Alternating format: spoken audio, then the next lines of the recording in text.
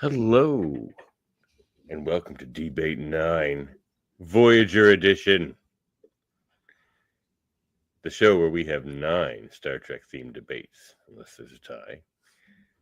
We have no prep, 30-second arguments followed by 60-second free-for-all. The debaters are also the judges on this show, and the judges can call for 30 seconds more of open debate if they're having trouble making up their mind. Tonight's Keen Minds. Myself. We'll see how keen we are tonight. We're all slightly under the influence here tonight. But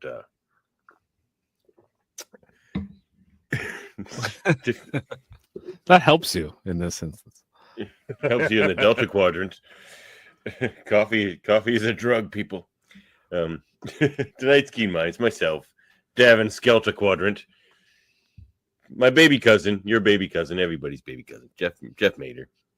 Jeffrey Tubes. The Jeffrey Tubes. Yeah. That's the very Jeffrey they named the Tubes after. That's very true. Very true. And Justin Velociraptor, who maybe has tubes named after him. I don't know which tubes those are. They might be. Maybe somebody must have named some tubes after me somewhere. Maybe Al Gore named some tubes after me when he put the internet together. There could be a few in there with my name on them. Who knows? That would be good. Did you guys hear that Keen Minds blurb from Madrid when we first started? Yes. Was it before or after the intro? Both. Oh, you did? Okay, I didn't think the first one worked, so I played it again. Oh, yeah, I heard it twice. Dang. Oh, well. It was important it be heard, so twice is better than none. So tonight, let's do it. We're going to represent some Voyager. You guys excited to debate some Voyager?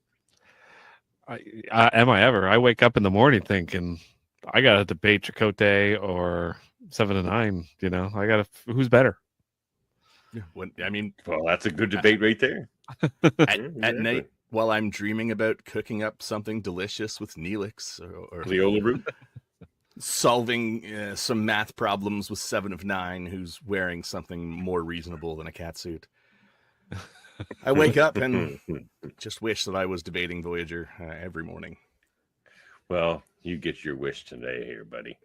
So should we flip here? Let's roll a dice to see who goes first. Hold on 1 second. I got lots of dice. So I'll take mids. Who wants lows? Who wants highs? Well, I'll take lows since Justin's already high. All right. Highs it is. So Justin, you will be the first judge here tonight. All right. So we'll go to yours first. Did you catch up on the show? You know what you're in for here? I did some skimming. Okay. I have to dig deep into the memory banks for some of these, but we're good. I've only done one of these. All right. Well, you're back. I'm back. I believe you won that one, though, so you're a champion. I'm undefeated. He's a champion. All right. So here we go. Justin, there you go. All right. Be it resolved that Neelix and Kes were a very, shall we say, problematic couple. Davan, you're going to be arguing for this. Jeff, you're going to be arguing against this. Perfect. I wouldn't have had it any other way. Oh, wow. Well, 4 always goes first on this show. So my 30 seconds starts now. Yes, of course, Neelix and Kes were a problematic couple. I didn't like it. You didn't like it. Jeff, you didn't like it, even though you're going to say you did here in a second, maybe. You didn't like it. See, Jeff, I think, is going to argue that it's her species and they're different than us, and she's of age in her particular species, but not in Neelix's. And sometimes alien species don't match up very well.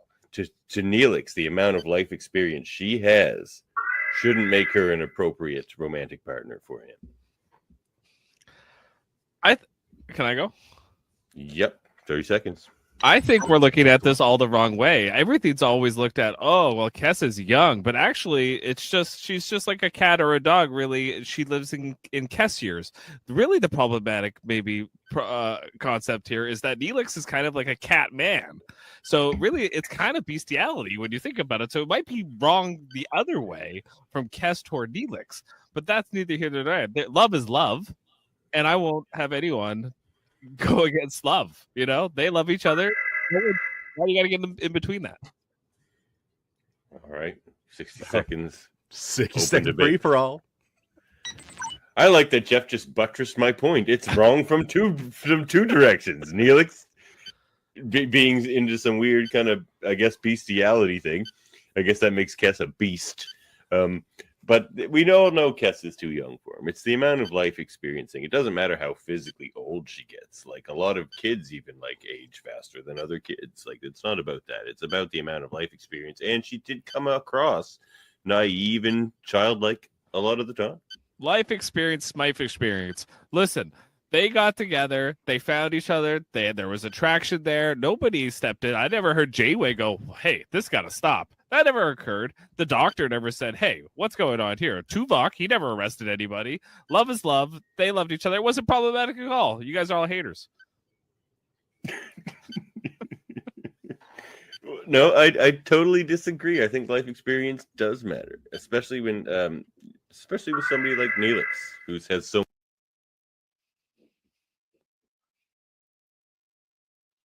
Ooh, I think we lost you on audio there, Davan.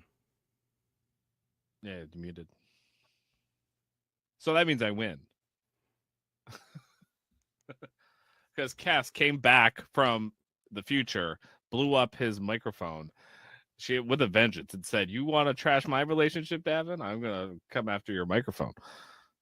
This is the temporal wave effect of them. So you guys didn't hear my last little blurb there? Is that it? No, I missed it. All I said was I think life experience does matter, especially when you're somebody with as much life experience as Neelix.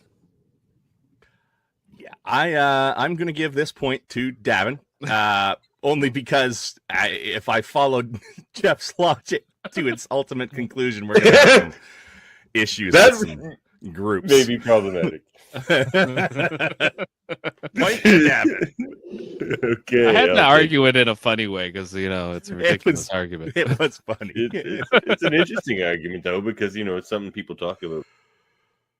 It's true. And you are right. You didn't hear anybody on that show speak up about it, which, I mean, a transporter manufactured person shows up and that's dealt with pretty quickly. Oh yeah, I gotta kill that guy. You're still muted. Lost Davan on audio again. Dav, you're muted.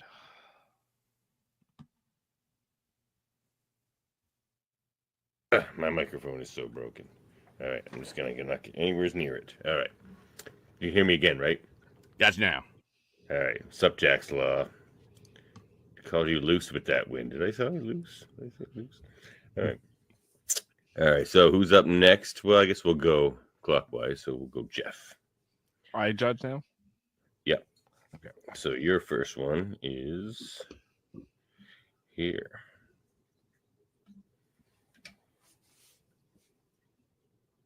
Oh, Voyager would have gotten home faster had the mutiny been a real thing.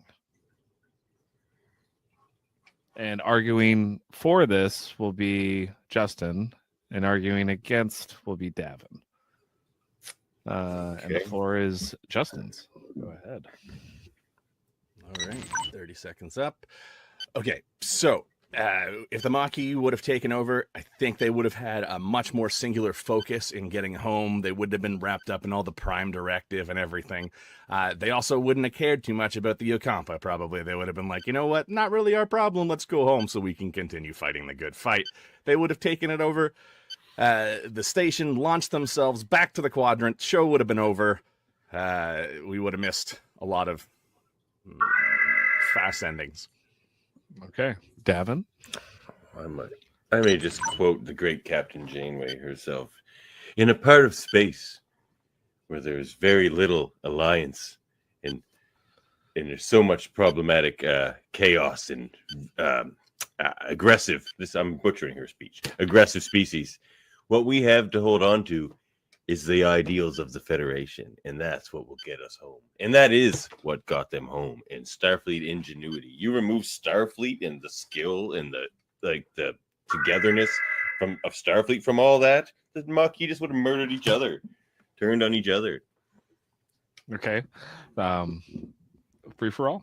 Go ahead. Okay. I mean, it wasn't Starfleet ingenuity that got them home at all. It was sloppy writing. Starfleet ingenuity. Absolutely sloppy writing. The Maquis would have made a much better show if they were the main focus, and like Starfleet had to do what the Maquis said, and the Maquis were like, do this. Starfleet was like, we can't do that, we're in Starfleet. And the Maquis were just like, no, do it. And then, you know, they're the ones stealing people's lungs and ripping off you think faces. They're gonna Yes. You think they're gonna get home under Chief Engineer Lon Suter or something like that? Is that the plan? Or like Chief of Security Lon Suter? I'm sure that's gonna go just fine. We're gonna get home Lon Suter replicate some and pain sticks and Crewman Chell and Lon Suter are getting us home, everybody. And Vorik, when he starts freaking out on the pawn fire. No, wait, he's Starfleet. Never mind. Forget the Vorik part. But and you know what would happen? Okay, so I have to decide now? Yep, if you've made up your mind. I made up my mind. Justin, you get the point. You made me laugh, especially with your point of the going against the regulation and the stupid Prime Directive, which I think there's at least 10 to 20 times they could have got a home if it weren't for the Prime Directive. So, for that alone. And it would have been a way more interesting show. But that's just me. Okay, moving on. I guess so. Davin's the judge this time. All right. Well, let's go to Be It Resolved. Voyager would have been better with Nick Locarno rather than Tom Paris. Jeff, Jeffrey of the Tubes, you will argue for this. And Justin, you against. Jeff, your 30 seconds starts now. Okay, Nick Locarno was the guy from TNG, right? That was like he got arrested. Yeah, he was played by the same guy. Same guy, right? Robert Duncan McNeil. Yeah. The thing is with him is he was better than Tom Paris. Tom Paris is kind of annoying. Okay, the more you listen to Tom Paris, he's kind of like this just whiny little bitch a little bit. Whereas Tom Locarno had confidence, and in a tight spot, Nick Locarno is getting you through whatever you need to get through. Justin. Given that we didn't actually get the Maquis mutiny, Tom Paris is the better choice than Nick Locarno, because at the end of that TNG episode, Nick Locarno is irredeemable as a character. There's no way that they could have reliably made him a likable person after the way they portrayed him at the end of the TNG episode. He was just a dick. And Tom is sort of it. They got his rebellious nature, but they got him a good side. He's got that history. I think the character Nick Locarno would have been way more interesting, and what they kind of half-assed with Tom Paris. If he actually was in his previous life a really bad guy, and on this trip he was rehabilitated through Starfleet and through this experience, it would have been way more interesting. They half-assed it. I guess they could have rehabilitated through the experience, but I like having him already have been mostly rehabilitated, like not having actually needed that much rehabilitation, just being a little rough around the edges. Tom Paris, space rogue, not Nick Locarno, space jackass. I need a full arc. I don't need a half arc. No half measures. It was a full arc. In fact, it was an arc that killed all those other pilots. Nick Locarno's a loser. You don't want him piloting. He's going to get too many people killed. His perfect life was taken from him. Okay, and then now he's got to get it back on Voyager. It would have been fantastic had they done it right. Shut up, Wesley. I don't know.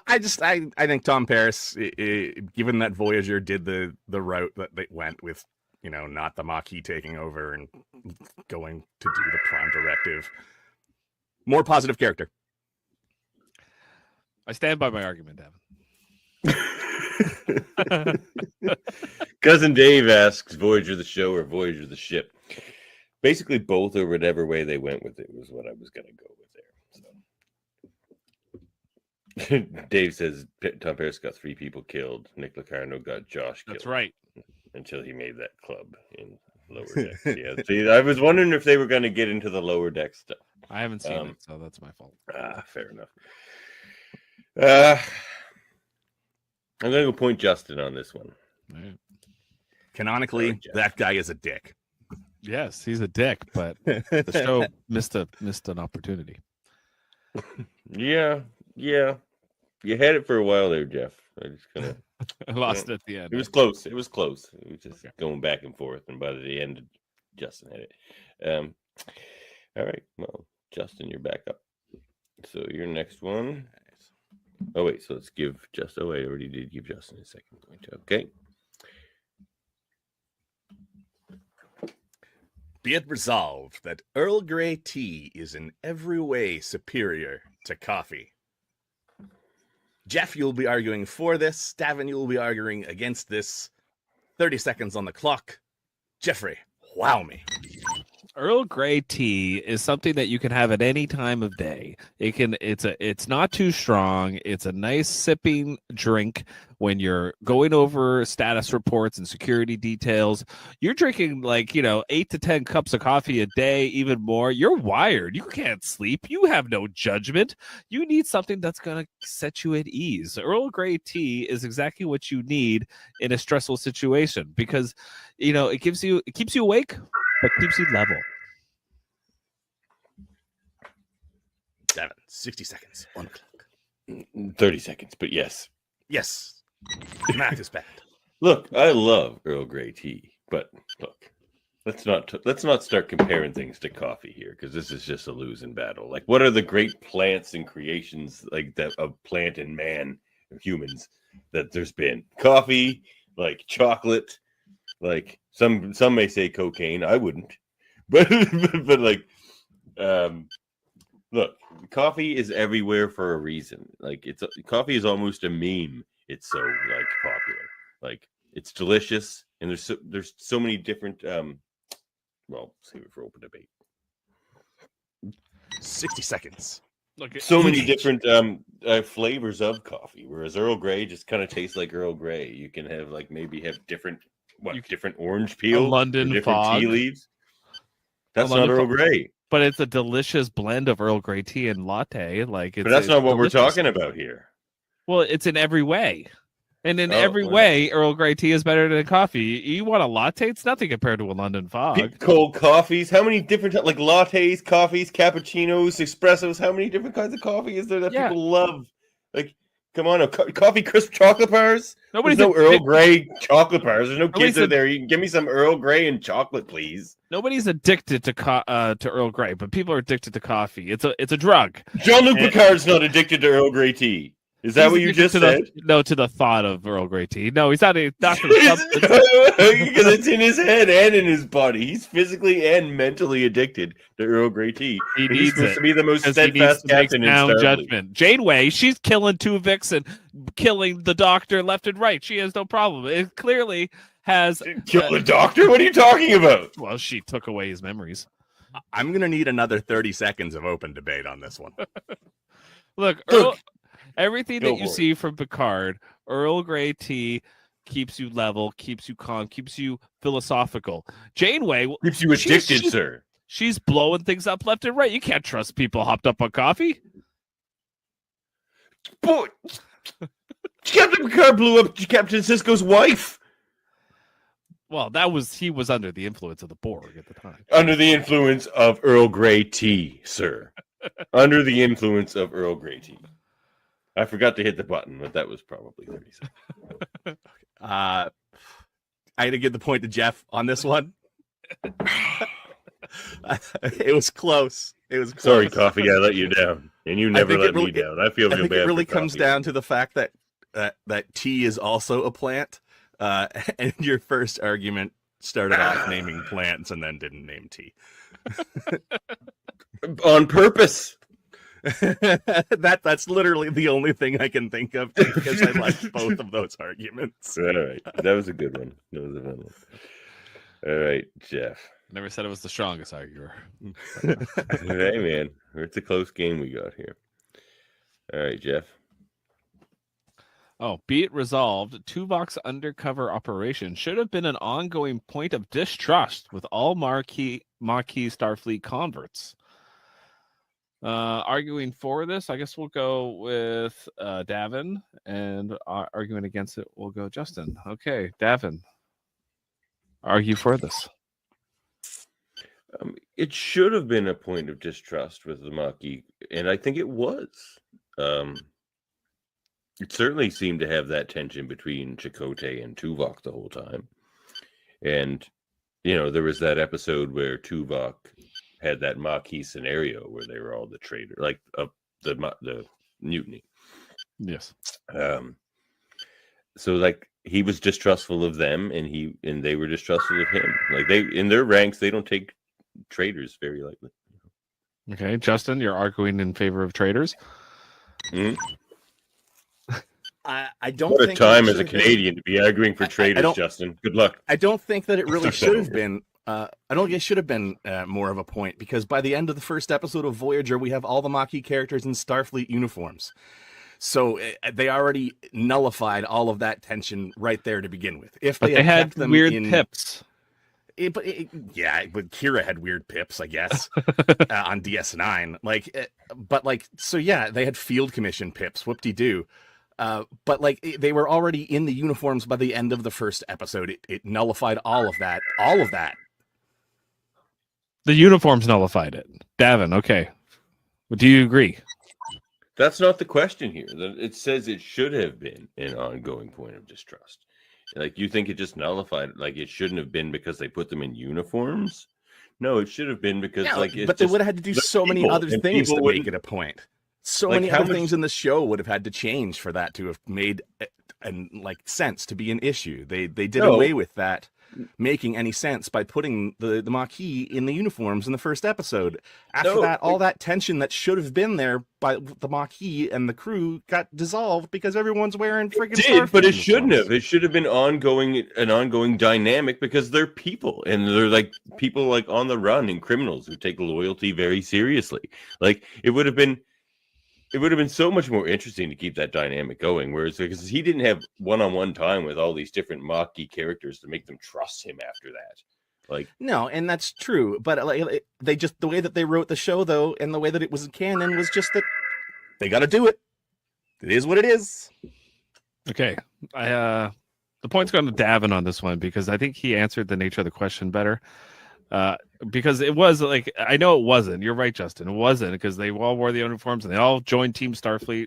But I think that's why I asked the question, was because why wasn't it? Why wasn't it? It should have been. That's the way I looked at it. So a little bit. I wanted someone to argue for me why, other than the show didn't do that. I was like, okay, I know. Well, I guess I really think that it absolutely should have been, but they would have had to do that. They would have had to actually have that tension in the show for it to make sense. If the question was, should the Maquis characters have been less receptive to joining the Starfleet crew, then that's a different one. That's a good one for another time.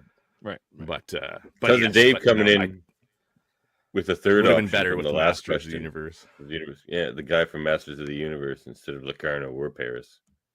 Oh, geez, so now we're going for a third character. Well, exactly. Right. Dave also says Chakotay especially should have been more distrustful. Well, and I think he was the most distrustful, but yeah, more even, because it shows he was blind to the spy in his midst. True enough. Well, B'Elanna. What the hell was B'Elanna? Should have been trying to punch him every 30 seconds. Yes. Anytime she's seen him, she should. Do you think Kira would have been like, "Oh, Norman, don't do that to me, man"? Yeah, sorry, do you Norman. Think Kira... That's a hard spot for all of us. We're getting gray over here. Do you think Kira would have been all great, if Garrick was just on the Starfleet crew, or or someone like that, someone, or Dukoch.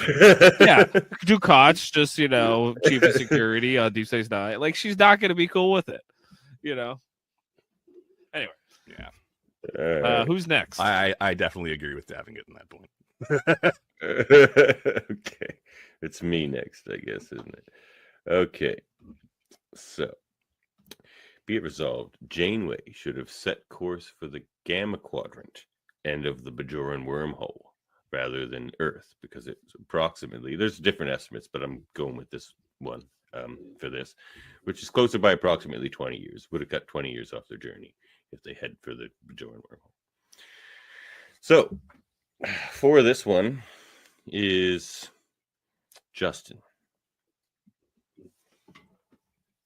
30 seconds now. I mean, that's just good math. Shave 20 years off your journey. Go there. Sure, you could argue that at the point when they left, they weren't really sure what the Dominion War was going to turn out to. They might have thought that was too big of a risk. But honestly, how much of a risk were they going to run? Did they think they were going to run to on the whole way home? Was that really going to be more of a risk when it shaves off 20 years? I think 20 years off your journey is worth the added risk of all of the unknown risks you're also going to have. The known unknowns and the unknown knowns and the known unknowns and unknown knowns. There's known knowns, but there's also unknown knowns. The things we don't know.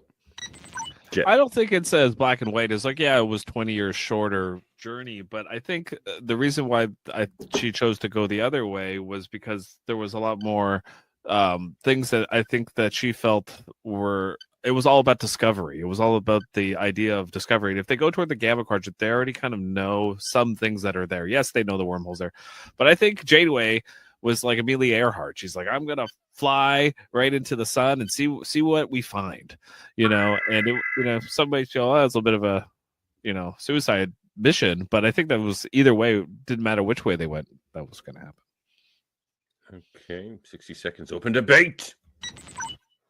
Fire phasers. To point out that Amelia Earhart likely died alone, marooned on a desert island. No, she had likely regretted her life choices. Fred Noonan with it. No, she died alone because she ate him. So fair enough. I don't think that was a great comparison. I'm just gonna go out and say that 20 years off is worth that. I don't know. It's worth that. Seems to me like 20 years of exploration is going to be a hard sell when you've got to, go all the way home. I think people are going to want to shave off that 20 years, maybe go have a sonic shower on Earth and maybe then go out and do 20 years of exploring from that direction. I disagree, Justin. I think it's smart to do a one-way course right through the Borg space, on a one-way journey home. What do you got to go through? Some Vorta, so what are the Vidians? Some Kazon. What could go wrong?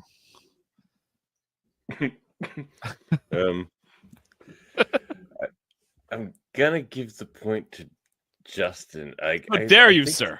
I think there was an argument there for you, Jeff, that you didn't quite grab on, which was like the aspirational end. Like it's like most of them are from Earth. It's just like, no, we're going home. We're going directly to Earth. We're pointing a course for Earth, and maybe that end of it. But all right, point. That's Justin. Why they did that. No, I don't know. Because how much longer was it to go the other way to Earth? Like, not the wormhole, but to Earth. It would have made like the 70 or 80 years, like 50 or 60 years, basically. If they went the other way? Sucks either way. If they went the other way. Say they went the other way, but not to the wormhole. They went right to Earth. Yeah. Would it have taken them like 80 years, something like that? It would have taken them the same amount of time? I don't know. I don't know the answer to this question. I always thought it was stupid too. And I was, I was like, why didn't they just go the other way? It made no sense. They literally just went through the wormhole, or they were just there in the first episode of Deep Space Nine or Voyager. Oh, you mean try to get back through like the caretaker device or something like that? No. Once the caretaker thing blew up, they should have. Yeah. I agree with the question. I wish I was arguing for it because they should have went right for the wormhole. But you're right. They don't, because they're like, yeah, no, we're going to Earth. It's just like, no, it exists. Just go there. But they were like, no. I don't know. I mean, there's different, like, you could argue also, like, the politics of it all. Like, is there going to be, like, I guess they didn't know about Dominion, Dave says, but, like, they don't know about the Cardassian Bajoran situation, potentially, or, like, that kind of thing. Oh, well. Anyway, it's an interesting one. All right, back to you, Justin, for your last one here. Be it resolved that Harry Kim never deserved to be promoted. Jeff, you're arguing for this. This is a spicy one. Davin, you're arguing against this. Okay, good. Jeff. 30 seconds on the clock. They couldn't ever promote Harry Kim because, one, he sucks. Two, he was always going to be at that station, do what you're told. He had no real direction up. He was just a lackey. He was told what to do and he did it. He did it well, you know. But at the end of the day, Harry Kim was like it goes A, B, C, D, E, F players on the bridge. He's F, and he's F every day, you know. Okay. 30 seconds. Of course, Harry deserved a promotion. Like, they even gave out promotions to other people when Harry saved the ship most episodes. And not only did he do that, he did more than one job. You know how they call like Dominic McBlaw the minister of everything here in Canada? He was like the minister of everything on Voyager. It's like hey, Harry, do this ops thing. Hey, Harry, do this engineering thing. Hey, Harry, do this science thing. Like, he had every job. He did it well. He should have been probably second in command by the time they got home. He did. What did Chakotay do ever? Chakotay prayed to his ancestors. Thank you very much.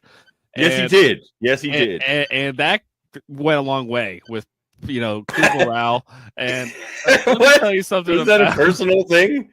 Let me tell you something about Harry Kim. He got everyone killed. Remember that one episode where it was like the alternate timeline and they're in the frozen thing? That man blamed himself. Chakotay even said to him, like, get over it. Like, come on. By the end of that episode, he saved everything. Except for himself. After 40 years of crying about it, like 40. The problem with Harry Kim, this is why he never deserved to be promoted. He was emotionally immature. Guy couldn't hold a girl. Tom Paris screwed with that guy left and right, and he never once punched him in the face. And he Kevin McCard can't hold a girl. He had no backbone, Harry Kim, and that's why he never deserved to be promoted.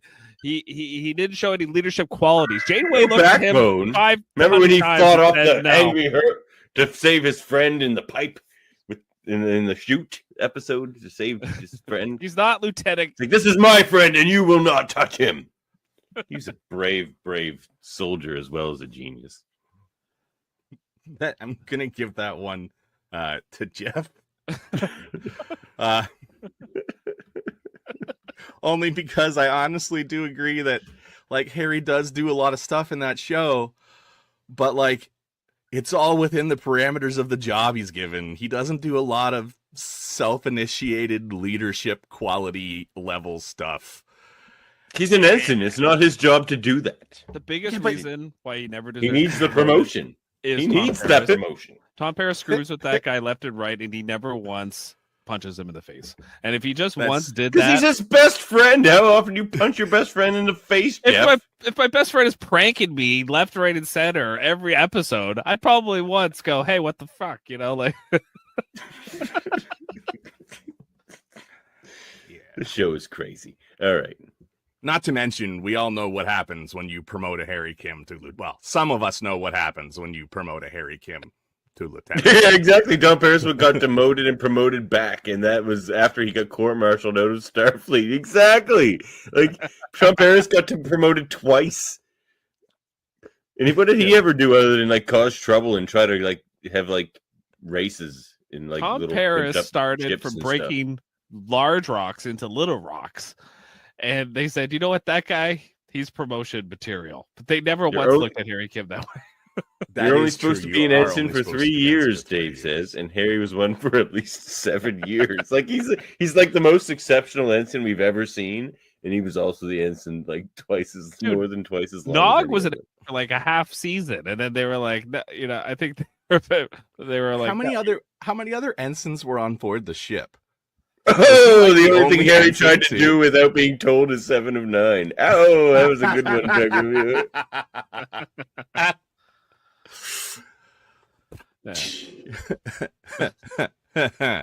Try the Romulan ale. I mean, he's here all week. Speaking of 7 of 9, I think that'll be our next debate 9. Oh, we lost Davin's audio again. Audio.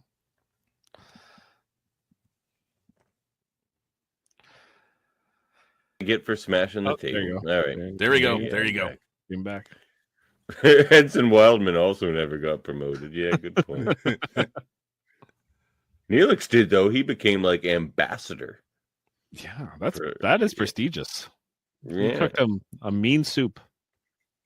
Yeah, Yola food. It tastes horrible, but damned if it isn't healthy. Right. All right. Okay, beat resolved. B'Elanna was a bigger sex symbol than 7 of 9. Okay, and arguing for this will be Justin, and arguing against this will be Davan. Justin, go ahead. I don't know about you guys, but I love me a Dami Mommy. And let me tell you, that's B'Elanna Taurus. If you want a girl that's That's going to 7 talk of down 9. to you and punch you in the face, like right mid-coitus, that's B'Elanna Taurus. She's going to bite you. She's going to fight you. It's going to be nonstop drama and adrenaline and excitement. It's not going to be emotionally healthy in any way, shape, or form, but goddamn is it going to be good. And you know it, and that's how they showed it. Okay, Davan, 30 seconds. I almost want to give him a point for saying mid-coitus, but okay. All right. Look, I actually myself am more attracted to B'Elanna Torres than 7 of 9. But to say she's a bigger sex symbol is just insane. Like, the show was kind of floundering until they brought in 7 of 9. And yeah, there were some good 7 of 9 episodes, but there were a lot of not good 7 of 9 episodes because, like, 9 out of 10 episodes eventually became 7 of 9 episodes.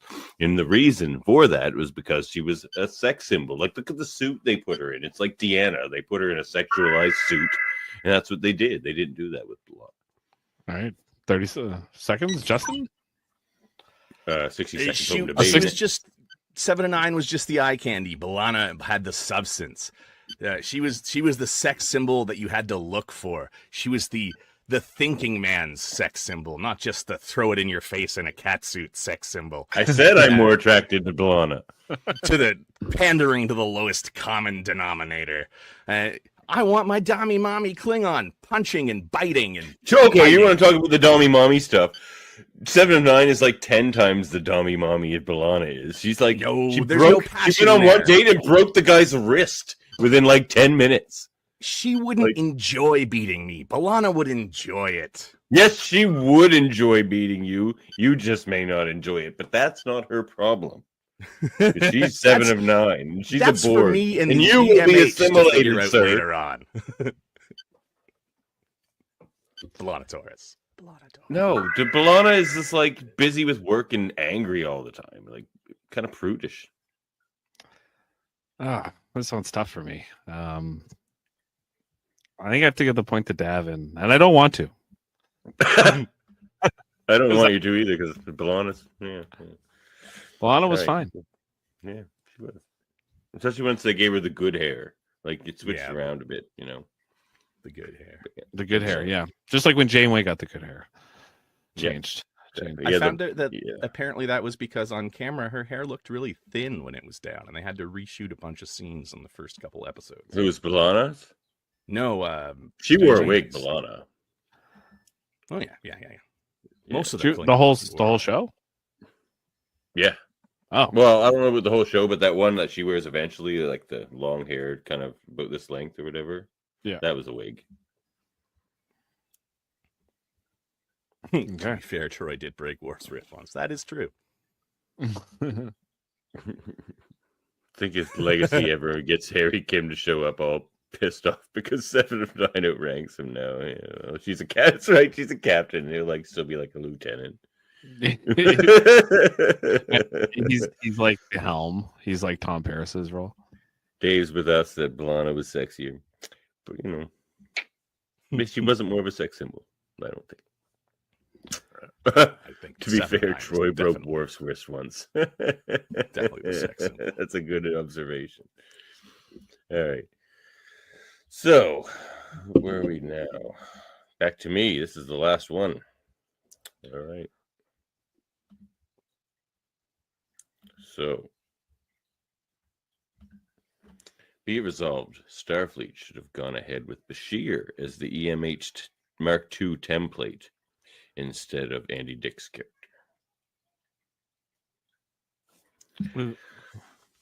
What question? Who's arguing for this? Arguing for this will be Jeff.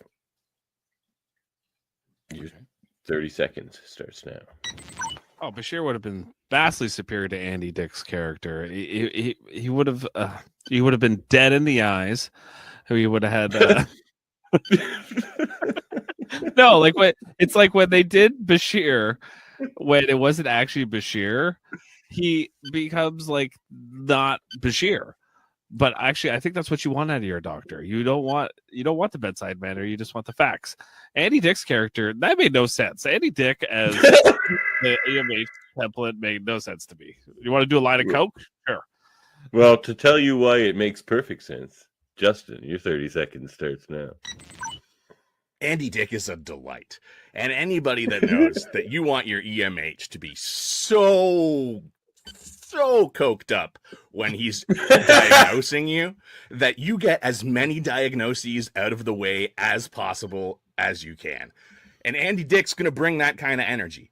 Andy Dick is not afraid to make hard choices. He's not afraid to let people die. He's not afraid to make mistakes that result in shotgun blasts to the face. Look, both these EMHs might try 60 to have seconds now. Look, both these EMHs might try to have sex with you, but only one of them's going to succeed, and it's not going to be Bashir.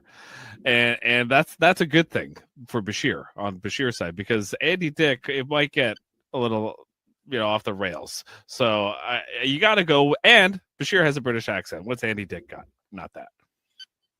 Andy Dick is Andy Dick. I mean, you're going to come out of your anesthesia after he's done whatever the fuck he's done to you, because it's not going to be what you were under for. And he's going to be like half naked, bouncing off the walls. He's going to have he's going to have the Moriarty hologram somehow that he got out of that little cube they stuck him in. They're going to be doing coke off your half naked body. And he's going to be, how do you feel, sir? And you're going to be like, I feel great, Andy Dick EMH. And Andy Dick EMH is going to go, awesome. And then he's probably going to put you under and do some more weird shit. Yeah, he probably will. And I don't think that's what you want. What you want is just a plain, boring Bashir that's super 30 more seconds. That gets the job done. I think what we have here is a fundamental difference of opinions on what we want from our EMH experience. Yes, I think what you're looking for is a standard of care and a positive medical outcome. What I'm looking for is waking up to Andy Dick and Moriarty doing lines off my chest and asking me how I feel. That's what I'm in it for. That's why I think Andy Dick is the superior choice, because Julian Bashir is going to be hitting on the nurse the whole time anyway. I can't believe I'm giving this point to Justin, but I am. I fucking hate because it's like the personal choice in him. Like, isn't that what, like the Hippocratic Oath? Like, it's like the will of the patient that matters the most. So it's just like he wants the lines off his chest from Andy Dick and Moriarty. That's what he'll get. That's the socialist utopia I'm looking for. Wow, you had it like the entire time, Jeff, because of course you did. And then that shit got crazy. Yeah, me too. Like, I don't want Andy Dick doing lines off me while I'm trying to get an operation, but somehow you just wanted to debate with that insanity. Yeah, Andy Dick is a delight, said no one ever until now. That's going to be the one thing that's why you were losing from this the debate. That's why you were losing right up until you won. Yeah, that's a good point, Norman. That didn't get brought up. Andy Dick's EMH was really nervous. Yeah, like, he was. I can't even see him doing a operation. Really, remember when Bashir was like the changeling guy at the end of I think season 6 or whatever, and he tries to blow up the star, the Bajoran star or whatever. That is how I picture like the Bashir image, like just dead to the world. No, like I feel like that's how they would design him, because they wouldn't know how to do Bashir's personality. And you probably wouldn't want season 1 Bashir as your template, like season 1 Bashir. Yes, season 1 Bashir would make no sense. You know, you would have to No. be season 7 Bashir, and even then, Yeah. you know, it's doesn't Winner work. Justin. Thank you. Thank Well you. done, sir. Thank you. That's all right. Now we're a group of former champions. We're all winners. So we're all Everyone won. brethren here. Yeah, exactly. We all won. Except for Andy Dick. Fuck that guy. Yeah, exactly. Like, can't believe that one. Good job on that one, Justin. And it's a good thing you pulled that out because I forgot to rope somebody in for a 3-way tiebreaker, which we would have had Jeff won that. But lucky you got crazy enough to win. When the going gets weird, the weird turn pro. Oh, we lost you again there, Devin. You hit the table. I hit the table again. All right. Well, good job, Justin. Thank you. Thank you. And yeah. Any parting words for the people? Yeah. I fully support ideological Star Trek programming for children. A message brought to you by me. Prodigy? It was great. Jeff? I'd love if Andy Dick was my doctor. You know, Dick can't get stop thinking about Andy Dick.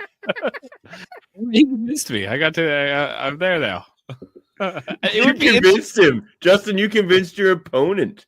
you know what? Most doctors kind of suck, you know, like as far as bedside manner. Hey, Andy Dick. At least it's interesting. At least you. You had enough of those drugs? Are you sure? Yeah. You sure? You want more? Look, I can see you're not feeling better about your treatment, but I do have cocaine. All you You'd be do. like, well, you know, Andy Dick, I like you a lot better than Robert Picardo. Like, he didn't offer me any cocaine, and he tried to sing opera to me. Instead of giving you a John Hancock, I'll give you an Andrew Dick.